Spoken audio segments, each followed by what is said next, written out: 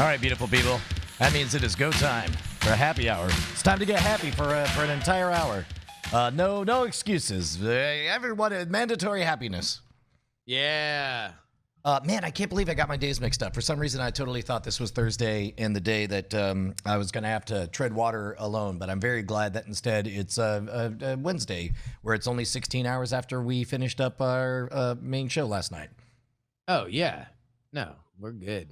Man, that was a great time. Andrew was great. The game was great. Great. Crap. How much can we talk about what Heaton's interview was like?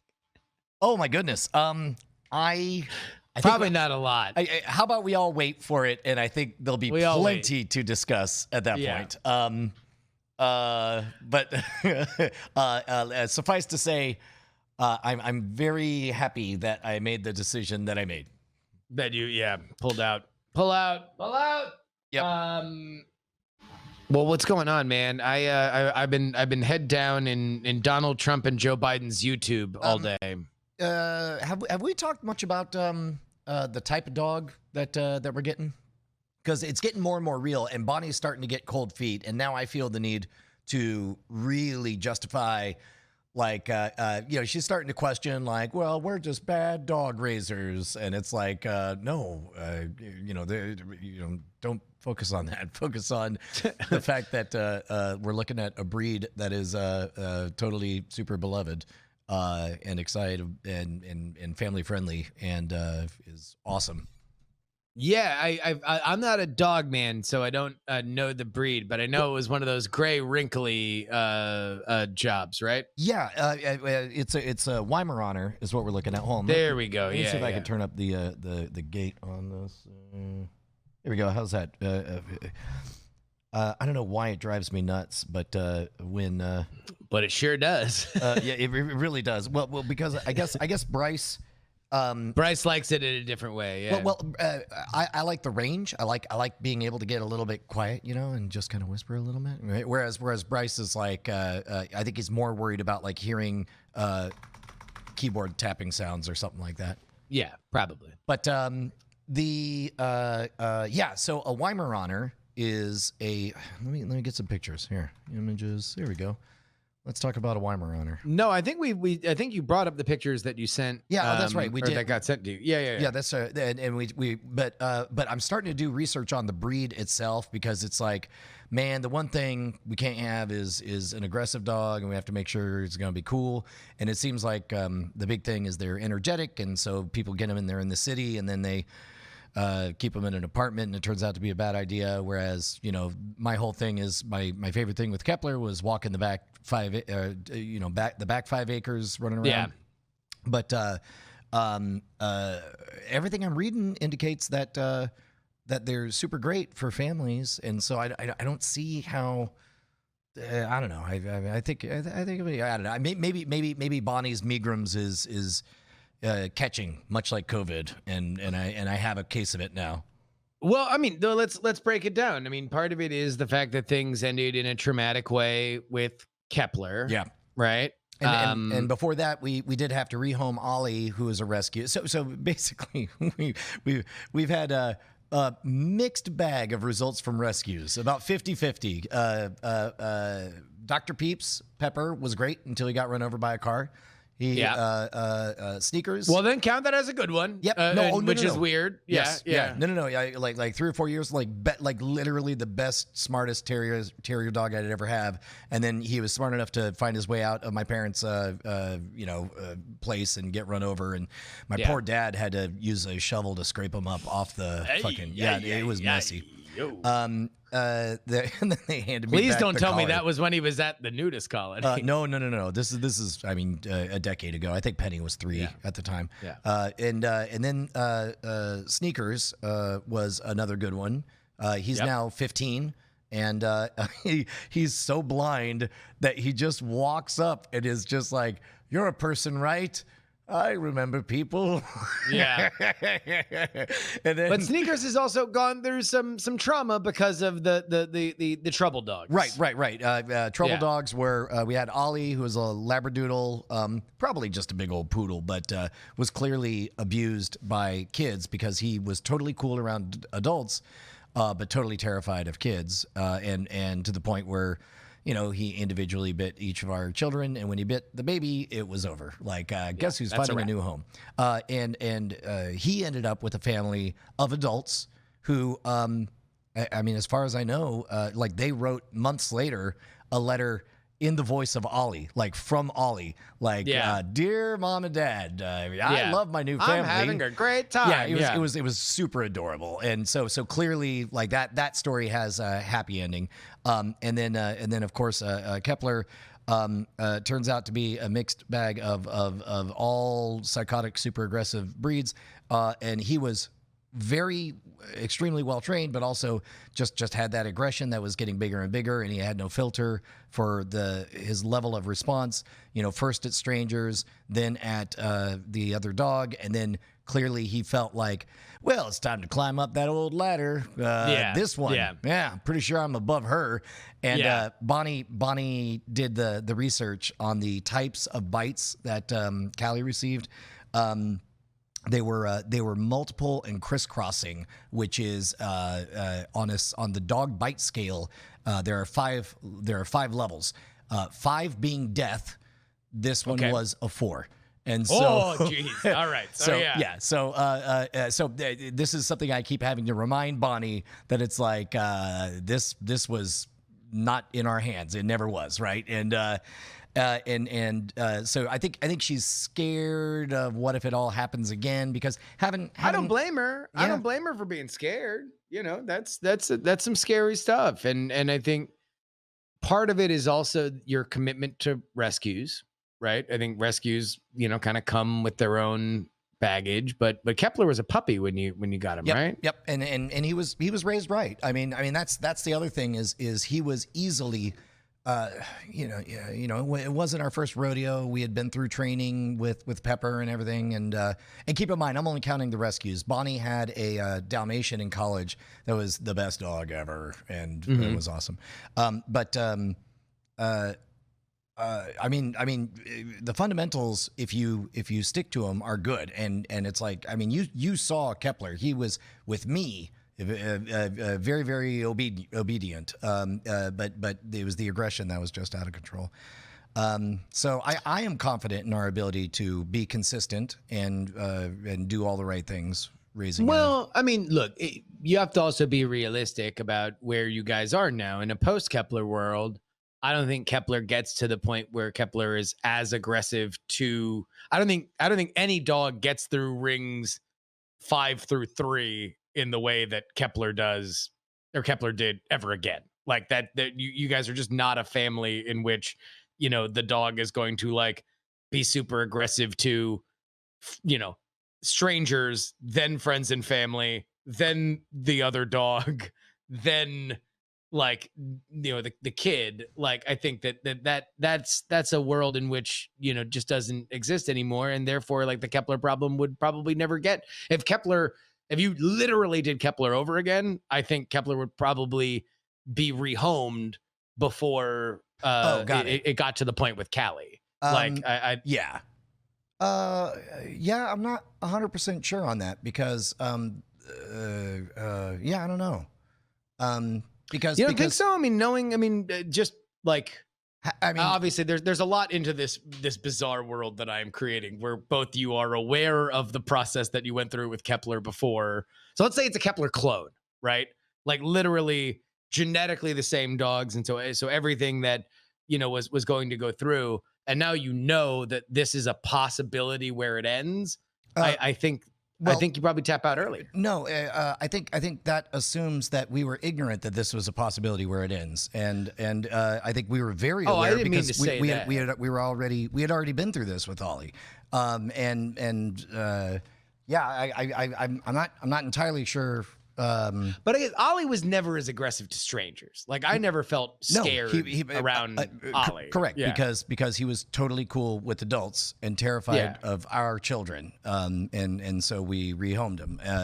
Whereas Kepler was protective of our family, and it was only when the aggression turned in on our family that it was all over.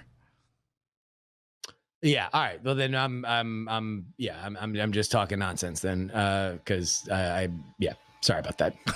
No, I didn't know. It seems like I crossed the line, so I don't want to insinuate that you guys didn't know or weren't aware. Just saying that the searing memory of beyond the possibility, the searing memories of what you have about that dog. I don't think that there could be another situation where that won't be the same searing memory, not just a possibility, but literally all the emotions that went along with that moment. I think it's just always going to be there.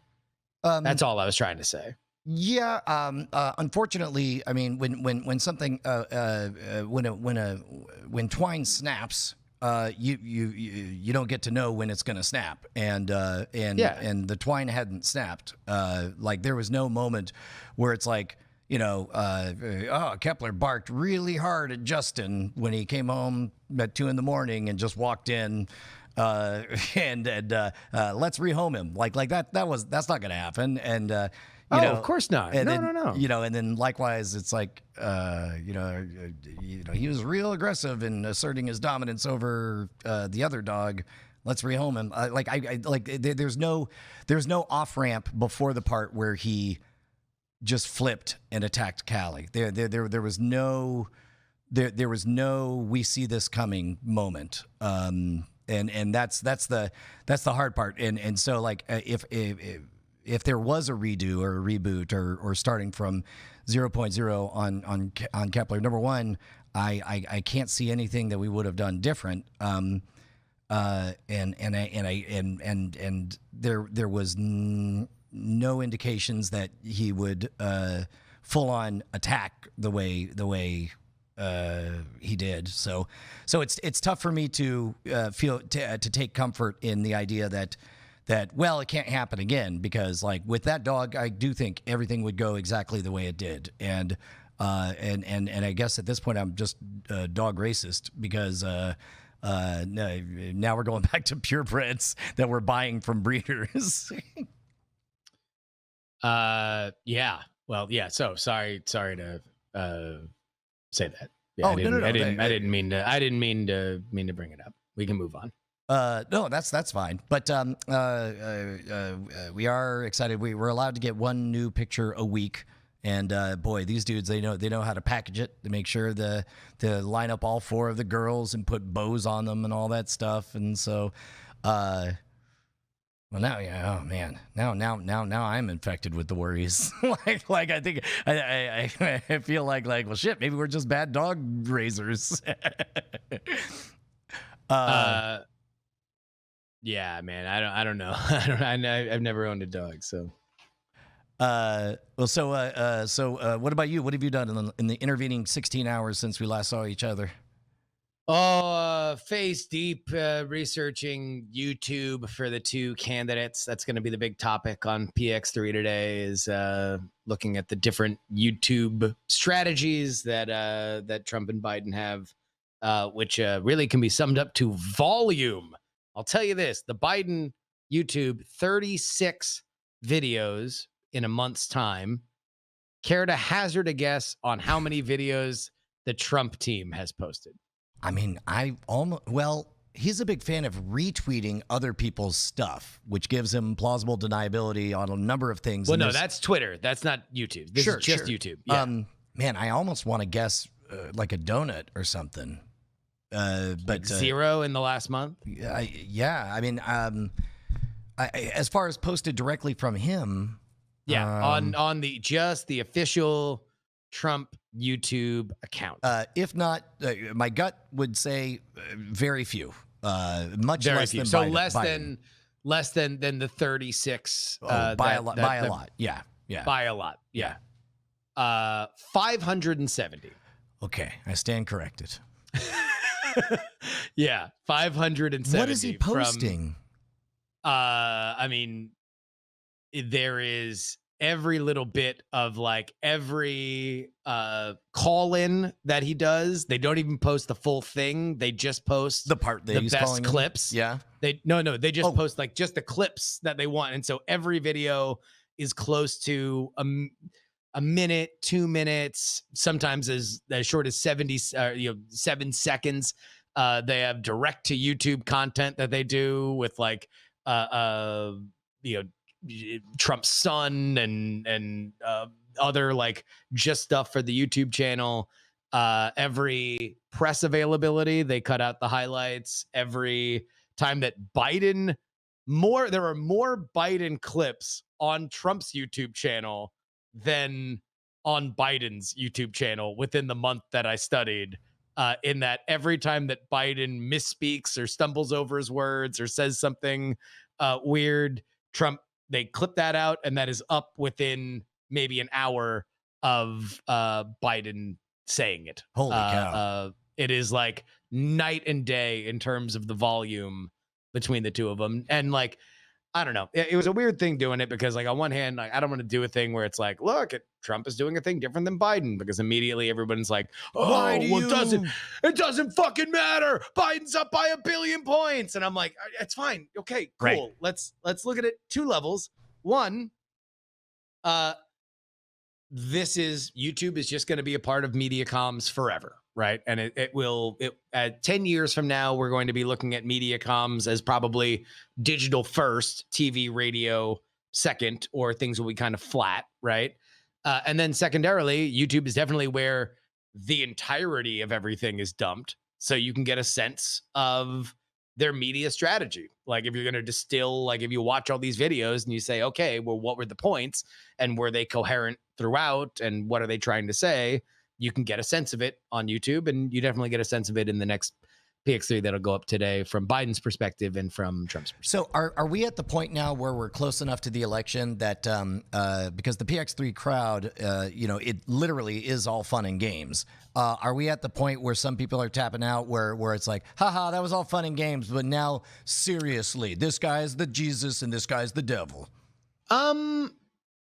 The show's really evolved. The show's evolved a lot over the last year, and so there's a little bit more like 80% analysis, 20% silliness. Mhm. And so like there still is an element of irreverency, but what I kind of found out with the audience is that like they were mostly there for the balanced analysis more than the jokes. So it's like I kind of figured out that I'm always going to be a funny smart guy instead of a smart funny guy instead of a funny smart guy. Yeah, exactly. Yeah. So it's like there's always going to be an element that what they hear from me is not going to be the same as somebody who takes super seriously, or at least like on the same kind of partisan level.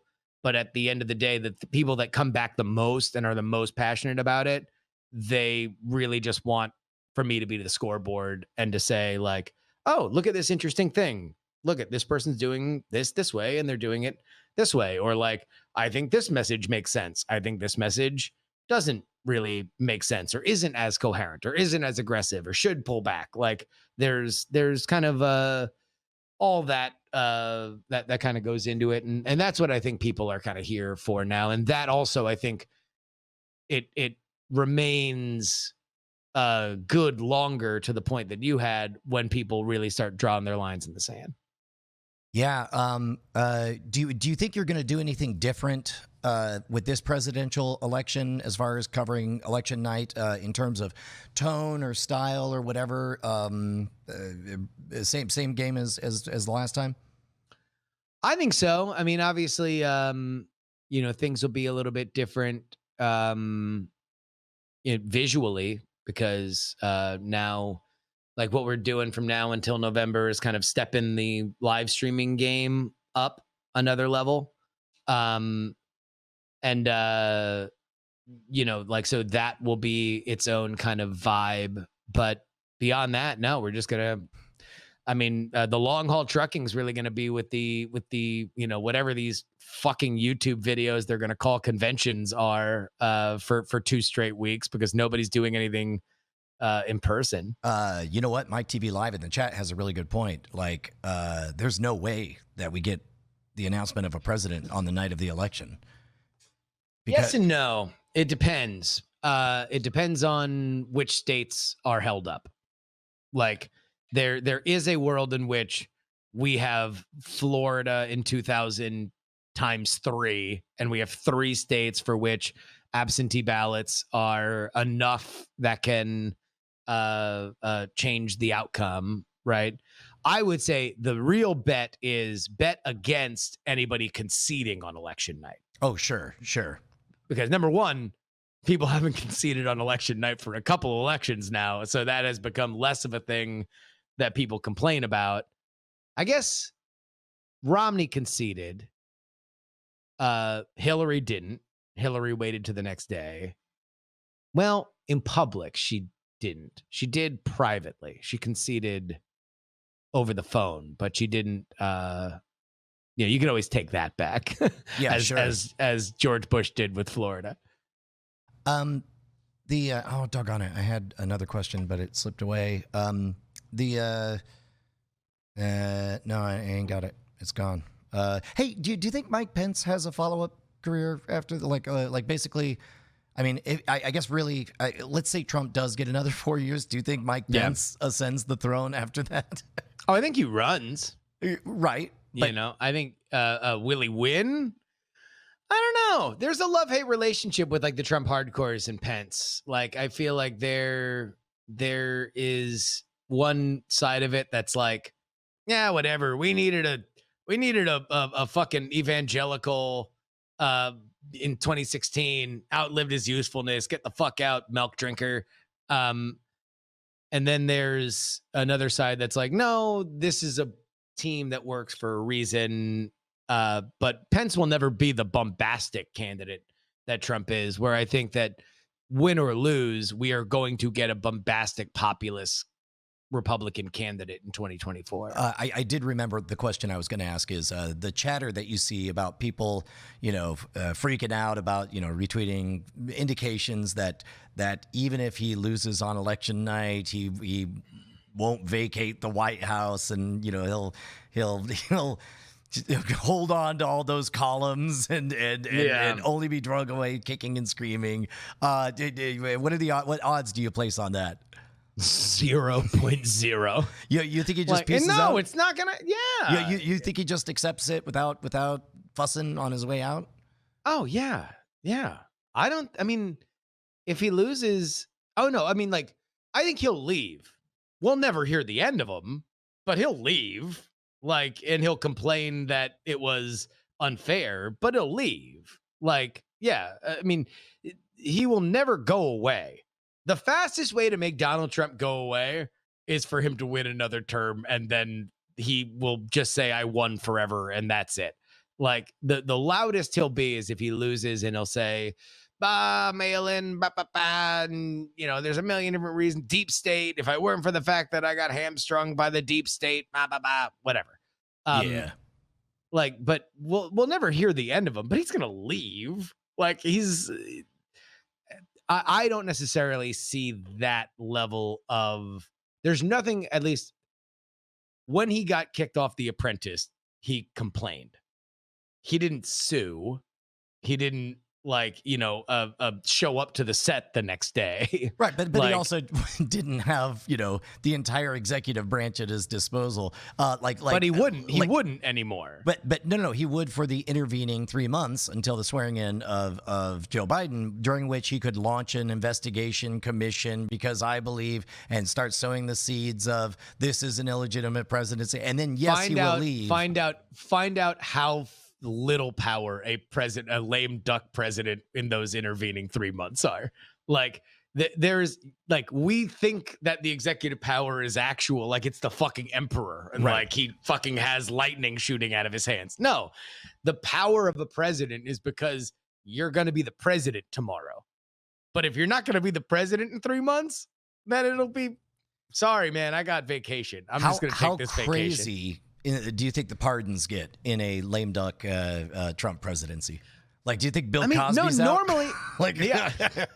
I mean, I'm He's a kind of great serious. entertainer. He's an amazing Jello pudding pop's the best.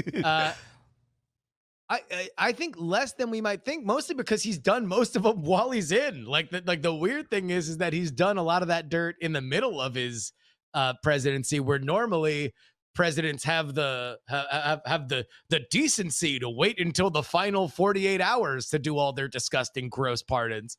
That's really the only difference in my mind. Well, I suppose part of I guess what I'm assuming is that he's doing all this now so he can save up even more coupons for the last 3 months, and then just go because normally you only get so many. Well, but normally what happens with the gross pardons, the really gross pardons, happen for 2 reasons. Number one, it's donors that have bankrolled you to this point, right? And they got a personal favor. And so now it's like, hey, my husband, he got arrested for fraud in Sweden, and you need to make sure that he gets out. Okay, fine. Right. So you can lean on him for that. It's either donors or party. And Trump doesn't have as many donors. I mean, really, the big donors that he has were the Mercers, and they're not really in his orbit anymore. And Sheldon Adelson, and I think like Foster Freeze and stuff like that. But he's done a bunch of favors for them already. Maybe they'll get their payback. And the other side comes from the party, and he doesn't even really fucking like the Republican Party. Right. like the party is just this kind of he treats the Republican Party a lot like Democratic presidents treat the Democratic Party. That's actually a really good question. Is what changes in the GOP? Like it's astonishing to me that that all of the GOP got in line with the very ugly nut punching style of bully politics, European style politics, below the belt politics that Trump has engaged in, and all of the GOP was like, well, I guess that's how we do it now. Do they stay that way once Trump is out, or do they become more statesmanlike? All politics is defined by who wins. So it's like, are you winning? Cool. That's the new dance. So they went from the fucking mashed potato to the twist because the twist was what the kids were doing. If Trump loses, then I think there will be a couple of schools of thought. There will be the school of thought that'll be like, bring back Mitt Romney. What we really needed was a better Mitt Romney. And then there'll be a school of thought that's like, all right, 70% of the bomb throwing, but then once you actually get into office, maybe you play statesman a little bit more. So it'll be like either Trump plus or let's go back to this older version, an older model. Two things. One is Renagu, who I believe is I don't know where in Europe he is, but he's took Amsterdam. Yeah, he took offense to me calling it European style. No, I mean it. 20 years ago in America, bipartisan civil politicking was the norm, and in Europe, it's always been. It's as far as I've ever seen, it's always been very, very tribal. It's like we are humans, they are animals. There are two sides. That experience. Wait, no, Brian, it's Europe. We are humans, they are animals, there are 6 sides. Yeah, there are 6 sides, correct. And in America, we had never, in my lifetime, let me put it this way, in my lifetime, it had never been like that. The way it has been under Trump, but the real question is, JDS3K wants maybe you want to give a response on this. JDS3K says, I was rewatching the election stream and Justin said that comedy would only get better under Trump. This might be the least accurate prediction of all. Do you care to respond? That's actually sir? True. Oh my God, yeah, I didn't realize. Well, traditionally, comedy gets really good when Republicans are in office. Like it was the rise of Colbert and the Daily Show came with Bush. That's My Bush was. 9/11 kind of collapsed the comedy engine for a bit, but there was a good year and a half where George W. Bush was the perfect foil for everything, and oh yeah, he was like, oh, yeah, what can you do? Yeah, I mean Nixon was great for comedy. Reagan was great for comedy. Like they're traditionally renegade arts benefited from a conservative president. Uh, Bobcat is saying maybe 40 years ago for bipartisan Congress, 2 words, 9/11. Take it from me, Mr. 9/11. You never saw a unified Congress like you saw in the 40s. We invaded Iraq with no evidence whatsoever in a bipartisan unified effort. And that was what, 15, 16 years ago. Fuck,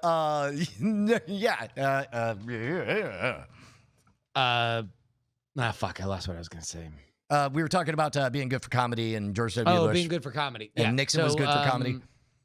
What we didn't expect was, by and large, those conservatives kind of let comedy alone. Comedy was kind of able to play in its own ecosystem, and Trump was so media savvy that what ruined comedy is the idea that everybody was now doing comedy as if Trump was watching. And so now it was, oh, what can we do that would make Trump feel bad? What would be the way that we could hurt Trump's feelings the most? And it's like, and I could do that because I'm a comedian, and the punchline is, roses are red, violets are blue. I hate Trump. Ha ha! That's a joke. Exactly. Yeah. And like Jack Allison, who obviously we're friends with from Night Attack, he came on the PX3 show and was talking about how when he used to work at Jimmy Kimmel, they used to have in their monologue, the final joke was always your best joke in the monologue, because you wanted to go off to commercial with laughter, and that was the idea. And now all of it's the same playbook, but instead of that final block being the funniest joke, it's the most agreeable political point that you're making. So you do like joke. You see the guy who ate a hot dog? It turns out he's the real wiener. Ha ha ha, ma. And it goes through. And then it's like, and that's why if we don't extend health care, Donald Trump should go to jail. And so it's like, he called it clapter. That clapter had replaced laughter in that final moment. And that's where like SNL went to hell. Like, because the other thing, SNL scarred everybody because Adam McKay and Will Ferrell, who did all the George Bush stuff in hilariously egocentric fashion, in my opinion, very much believe that they personally got George Bush reelected. They feel because people wanted to resubscribe to the George Bush comment. Like, man, it's not going to be funny to see John Kerry stuff on there. Yeah, and so as a matter of fact, you know what's funny is I remember on the Daily Show, Jon Stewart saying in his like closing monologue before election night, he said, "Listen, my job is to make you laugh and to be a comedian. And when you have a president like George W. Bush, it's very, very easy of a job. Do me a favor, please make my job very, very hard." And then it turns out people say like, "Nope, we want to see the comedy. Let's go." Yeah. Well, and that's the thing is, I don't think that elections are decided on what comedians have to say, but I do think that scarred SNL, and it's scarred SNL into all of their presidential stuff since then has been fucking garbage. Like, we went 8 years without a great Obama impersonation. There's no iconic Obama impersonation. The closest thing that you really get to is Key and Peele's Anger Translator. Other than that, there really wasn't a great caricature of Obama. And the Trump caricatures are fucking terrible. They're just like bad. They're just they're bad impressions that are repeating things that he said. So what do you think it looks like under, I mean, do we go back to politely walking? I mean, I guess I can't see any caricature of I don't know. Joe Biden does have a lot of gaffes, and I don't know, both presidents, man, can't complete a sentence. Well, I mean,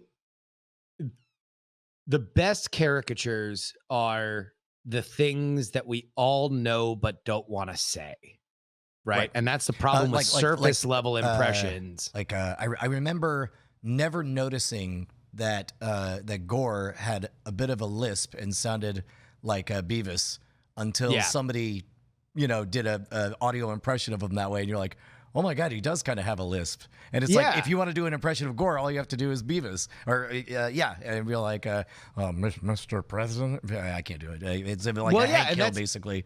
Like you watch that 2000 SNL debate sketch, and it's fucking the best because it's two actual caricatures. Right. Like Al Gore is this huffy little bitch boy who just can't believe that this thing isn't going right, and he's losing to on the other side. George W. Bush is like, yeah, like that's all you had to do your GW impression.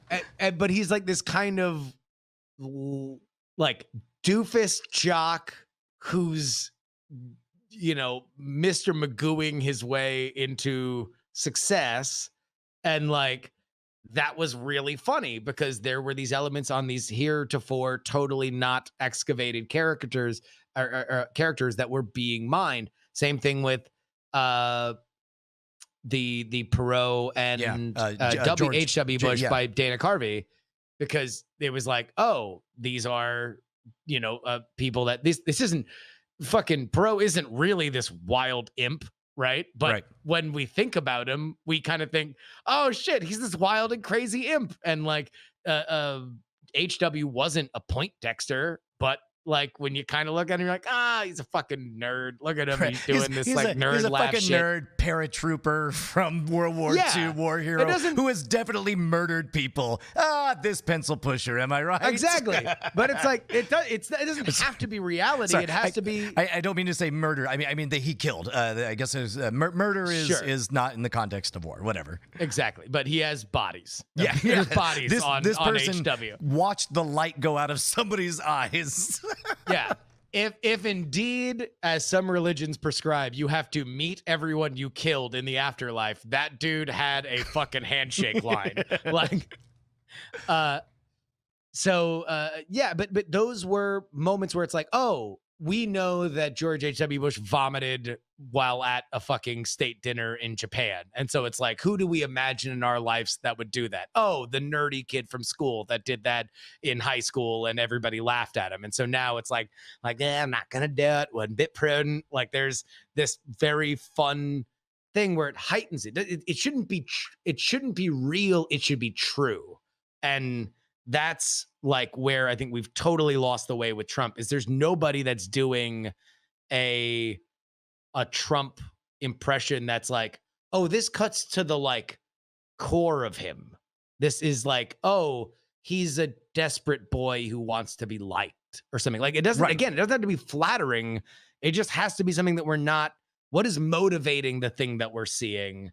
Instead of, I think the closest we got to actually funny was when who was it that played Sean Spicer on SNL? Oh, Melissa McCarthy. Yeah, having Melissa McCarthy, having a girl play Sean Spicer, I thought was a very savvy move. Specifically because it was number one a good impression. And number two, it accomplished the goal of getting under the administration's skin, which is clearly what they wanted to do. That maybe was the best, the high point I could think of comedy about this administration over the last 3 or 4 years. Yeah, and we got it in the first 2 months. Yep, and that was it. And that was a wrap. And then we were like, all right, guys, see you later. Yeah, I mean, that was great because at a certain point, Melissa McCarthy's the kind of performer like Chris Farley where you just want to see her perform, and that felt like the space for it. Now, that also wound up cursing all of SNL shit because then from that point on, they were like, oh no, only celebrities. We're not going to even give our cast the chance to make themselves stars by creating good caricatures. Well, they really did. They, bringing in Steve Martin just to do a one-off as Roger Stone and so on. And, it all became celebrity. Who lives in New York that fucking Lauren can call, whether or not they're doing a good impression? It was Alec Baldwin and Melissa McCarthy and all that shit. Yeah. Uh, man, I'm trying to picture whether or not I would say that a Biden presidency will be funny directly in correlation with our confidence in his health.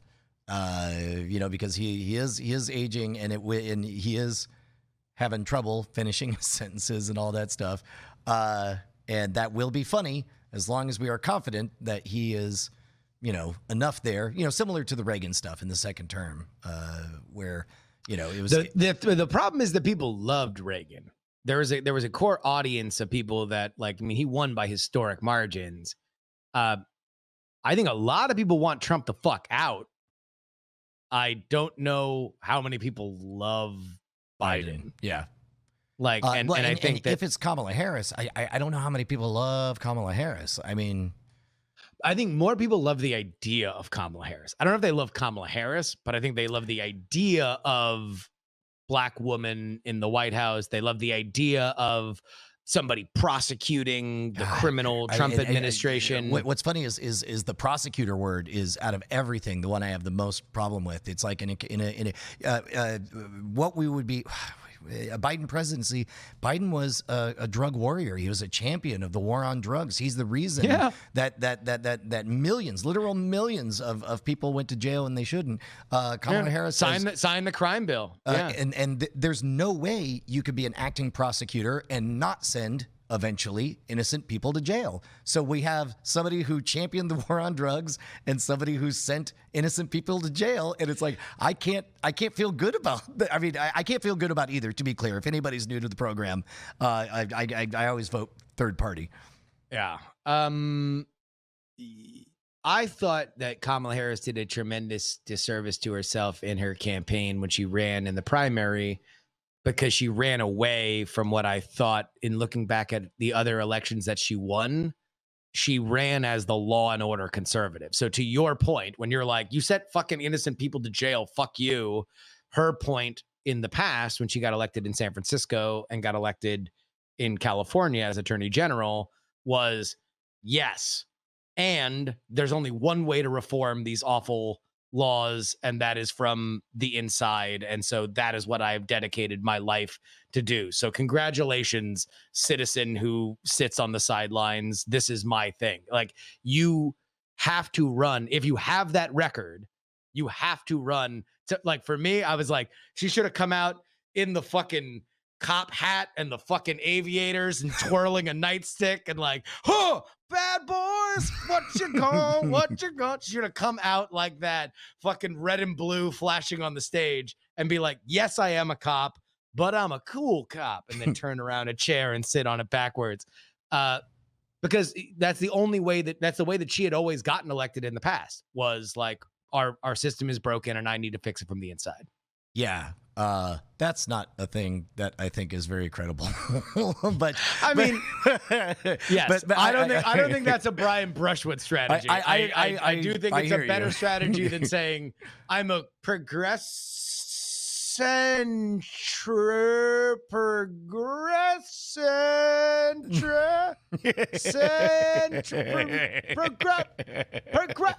You say it first. Let's both say it together. I'm yeah, right.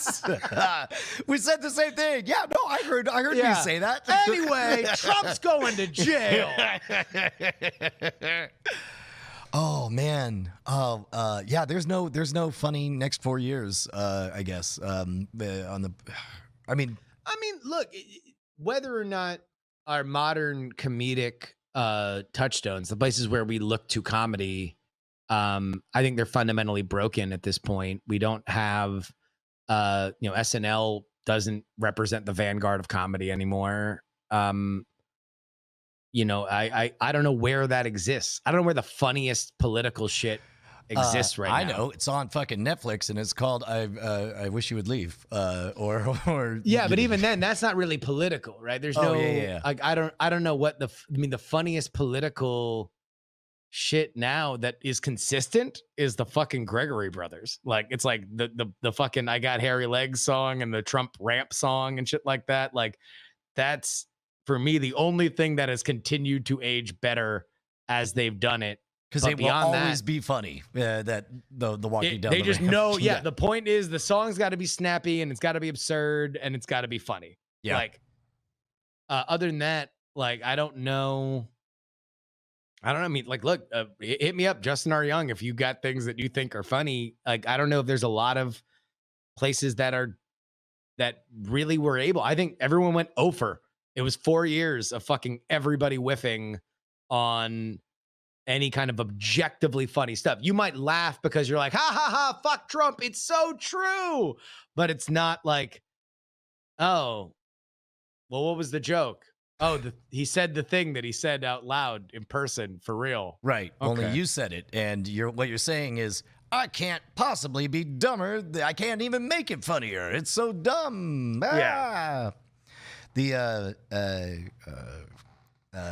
I'll tell you what, man, if nothing else, a Biden presidency would hopefully mean the return of Dan Carlin's Common Sense podcast. like he popped out once in the last 3 years, like very early in the Trump presidency. He's like, I can't, you guys, and then that was the podcast. And then we heard nothing for 3 years. And then we got one. That was his current events podcast. Yeah. Yeah, correct. That was him ruminating on trends and where things were headed or whatever. But in this case, I think that just you could see the trends and they were so hideous and there was no fixing it. And he was like, well, I'm done trying to offer suggestions for a bit. And then he popped up, I think earlier this year with a few months ago, just a one-off. Yeah. Yeah, maybe. I don't know. I mean, who knows? But also it's like, if you're fucking Dan Carlin and you're making Dan Carlin money, like I wouldn't blame him for just being like, I just don't want to do a weekly podcast. And fuck that. I'll just fucking spend my time fucking doing these like 7-hour mega stories that I cut into 3-hour mini stories.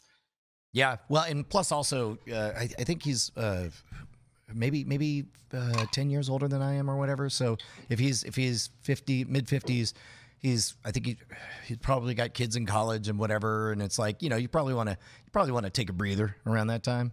Maybe fuck that. I'm 10 years younger than you. If Raise the Dead made me fucking half of what hardcore history makes, like, you think I'd do PX3? Fuck that. I would just spend my time reading books and then doing fucking shit twice a year. Maybe I'm projecting because we're in the middle of 30 days of nonstop shooting. And I'm just thinking about like, oh God, being mid 50s, just taking a breather. Yeah, that must be nice. Yeah, I think it's part of it is just how you make your day, right? And I think sometimes you even like realize that there's only so much time you have, and putting it toward one thing is, I would wonder from Carlin's perspective whether or not he thinks, since he stopped doing Common Sense, whether or not he believes hardcore history has gotten better, or whether or not he feels better about it comparatively. That's really interesting because I think that he has, and this is all speculation. Also, he wrote a book too, right? Like yes. Yeah. So that was another thing that that might have been harder to fit in if he's also doing a weekly thing. Yes, but a book has to go through a publisher and has to. I mean, I get the impression that out of everything, he deeply loves speaking directly to his audience. Oh, without a doubt. But if he always wanted to write a book, and it's like, fuck, it's going to take X long while I'm doing this schedule, and then it's going to take Y long if I eliminate a thing, then, yeah, I don't know. I mean, I have no idea. That dude is a fucking god. He can do whatever the fuck he wants. Yeah. Well. So what I was going to say is I suspect that he's sort of refined the engine to where it's just input comes in and fairly consistent transformations happen to the input and output comes out. Like you could feed him the Ottoman Empire and out will come a very good meta-analysis of 20 books worth of stuff condensed down into 6 hours. You could feed him Alexander the Great, and out will come 6 hours of meta-analysis. You can feed him more, the Pacific Theater, and out will come. And I think at this point he's refined the engine. I would like to think and I guess I'm speaking from my experience when it comes to Scam School and Scam Nation, and what I assume is becoming your experience with Raise the Dead, where it's like the engine turns and all you got to do is pour in the informational fuel and out comes the product. I mean, I think you guys are on a whole different level, but certainly there's that plus time, that plus effort, that plus execution and everything. Yeah, that's the way the sausage gets made. Oh, did anybody listen to, I guess in the chat, because I'm assuming you didn't, Justin, but I saw a number of people talk about his interviews with Tom Hanks, because Tom Hanks was really stoked about Greyhound and did the Hardcore History podcast. Man, that's got to be wild. Imagine interviewing Tom Hanks. Yeah, no, I'm sure it's fucking crazy. I bet. I'm trying to think of literally what would the worst part of interviewing Tom Hanks be. I guess it would be being brilliantly outshone on your own podcast if you're sensitive to that kind of thing. Yeah, I don't know. I would suspect that Hanks doesn't do a ton of podcasts, right? But I would guess that he listens to a lot if he listens to Carlin at the very least, if he wanted to do it. Because I don't suspect that there's a publicist that's like, oh, you got to do the following shows.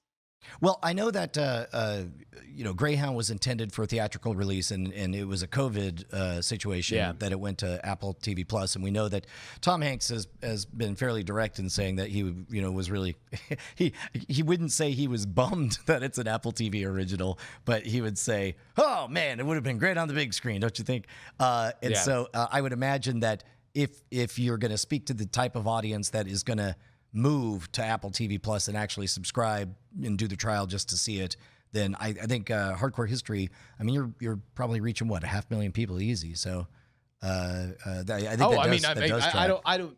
Oh God, I mean, I think if a publicist was smart, then yeah, you would push them to places like Hardcore History. I just don't think that that's necessarily where a publicist would think. But people are saying in the chat that he was definitely a fan, so that's something that he would go on. Because he would just enjoy having that conversation and understands that that's an audience that would love that movie. Although apparently fucking Mulan's going to Disney Plus. I would not have believed that, but I guess the clock ran out. I mean, it's like we can either release it to 250,000 people who are going to the movies to a few theaters, or we can release it where we were able to put out a record-breaking live stream. I believe Trolls was the single biggest live stream release of all time or something. The VOD, so far. But that wasn't on Disney Plus. This will be their first. This is the Disney Plus's first run of like, all right, you're already paying $10 or whatever. Now pay us $30 to watch this, and we'll see how it goes. But I mean, at this point, everything's fucked. Like, their entire year is totally fucking for naught. So it sucks that people had to work as hard as they did for Mulan to basically be an experiment. But who knows? Maybe the experiment turns out great, and it's like everything changed the day that Mulan came out on VOD. I mean, I'll tell you this much. We've done more family gathering together to watch television and movies during, COVID than we've ever done before. And it's cozy and fun, and it's convenient to be able to pause and talk and, answer questions. And the kid wants to run around, and it's not a big, you don't have to miss a big chunk of the freaking movie because your 7-year-old wants to go to the bathroom or whatever. This is sort of, again, a natural experiment. It'll be really interesting to see whether or not we were talking on Cord Killers about how AMC struck a deal with Universal about exclusivity and all that stuff. It's like the producers have had a taste of direct to consumer, and they like what they're tasting. Well, I mean, I think the part of it though is that when there's world where there's no prestige, like there's no like, all right, well, normally producers and people would be arguing with the studios and the distributor chains to get like, oh, we want X amount of screens. And if Y has X amount of screens, then we want X amount of screens. And that's what the opening should look like. So going to a producer and being like, we're thinking hey, all right, wait a minute. You are going to be the poster child of video, big ticket video on demand. How excited are you? The producer would be like, fuck you, eat shit. Where's my screens? Fuck you. Again, I'm out. And then take off in their rocket jetpack.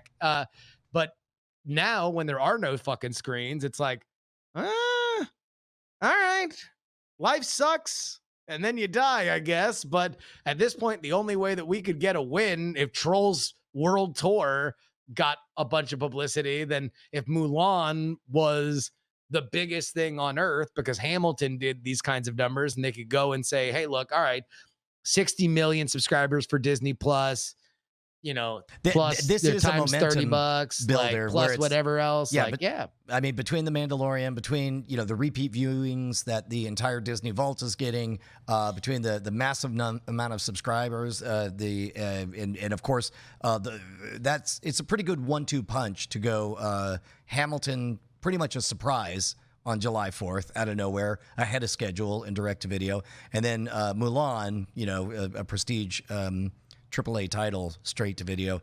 Man, I mean, freaking Disney Plus is like they're still Pepsi to Netflix's Coke, but man, are they aiming to be the choice of a new generation?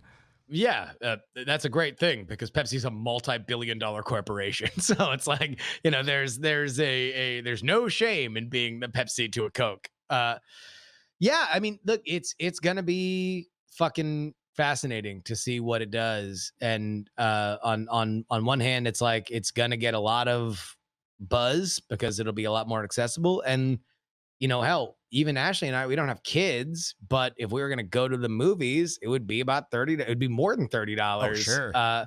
So it's like the only place where it really is a markup is if you're single. Other than that, if you have kids, it's a bargain. It's already a super bargain. Like, yeah. If you're a couple, it's already cheaper. And if you're polyamorous, then just go ahead and pass the savings along. In other words, pass along your Disney Plus login and password because you get 5. It only gets cheaper the more partners you have. Yeah. Somebody pointed out the exact thought that I had, which was they even matched the Pepsi and Coke colors. That has to not be an accident because I mean Disney's color scheme was always blue. Yeah, you're right. Yeah, so maybe that is just a coincidence, but traditionally that's what you want to do is you divvy things up by colors. If you look at like the car rental market, Hertz is yellow, therefore Avis has to be red, and then Budget is that blue and gold combo. Yeah. To where National is the green. What you want to do is be recognizable out of the corner of anyone's eye at any one time. Yeah. But people are saying it's 30 plus you got to subscribe. Well, I mean, you could probably buy it on a free trial. If you don't have it, you can buy it on a free trial. Wait, are you buying it or you're buying it? Okay. No, it's 30 on top of your subscription. So if you wanted to get it, but it becomes part of the library after that. It's in 6 months, I think. But my point is, like, if you cancel your Disney Plus, if you buy it and watch it and then cancel your Disney Plus subscription, do you still have access to it? I don't know. That's a question I don't have an answer to. Because if the answer is no, then that doesn't sound like buying a thing. It sounds like no. It's renting. You're paying $30 to rent it. Yeah. Okay. Yeah. So I think So it's like it'd be the same as renting it on iTunes or whatever. It's just a $30 premium rental, and then it goes away after a certain point. Yeah. Right on. All right, dude. Well, that's it. We're at an hour. We're gonna we'll see you guys tomorrow. Be happy until then. We love you guys. Bye. Yo.